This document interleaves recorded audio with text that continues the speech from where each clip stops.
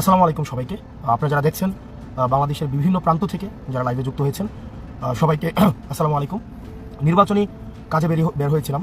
এখন হচ্ছে এটা আমার প্রথম নির্বাচন এবং আমার নির্বাচনী সকাল থেকে আমাদের কার্যক্রম সকাল থেকে আমরা শুরু করি। তো নির্বাচনী কার্যক্রমে আজকে আমরা এসেছি রাজামেহার ইউনিয়ন শেষ করে আমরা এখন গুনাইগড় ইউনিয়নে আছি। তো মনে হয়েছে যে অনেকদিন হয়তো সভা সমাবেশে কথা হয়, কিন্তু মনে হয়েছে যে কিছু বিষয় নিয়ে আপনাদের সামনে কথা হওয়া গুরুত্বপূর্ণ। তো যে বিষয়টা নিয়ে প্রথমেই কথা বলতে চাই সেটা হচ্ছে যে আমাদের যেই অনেক দিন পরে বাংলাদেশের অনেক রক্ত, অনেক শ্রম, অনেক ঘাম, অনেক মানুষের ত্যাগ, অনেক মানুষের গুম হওয়া, খুন হওয়ার এবং সর্বশেষ 24 সালে আমাদের জুলাইয়ে আমাদের অসংখ্য সহস্র মানুষের রক্তের মধ্য দিয়ে যে অর্জিত যে নির্বাচন, এই নির্বাচন অনুষ্ঠিত হতে যাচ্ছে আগামী 12ই ফেব্রুয়ারি। এই নির্বাচনটি আমাদের জাতীয় জীবনে বিশেষভাবে গুরুত্বপূর্ণ। এই নির্বাচনটি বাংলাদেশের প্রত্যেকটা প্রান্তের মানুষ আপনারা যারা আছেন, এই নির্বাচনটি বিশেষভাবে গুরুত্বপূর্ণ।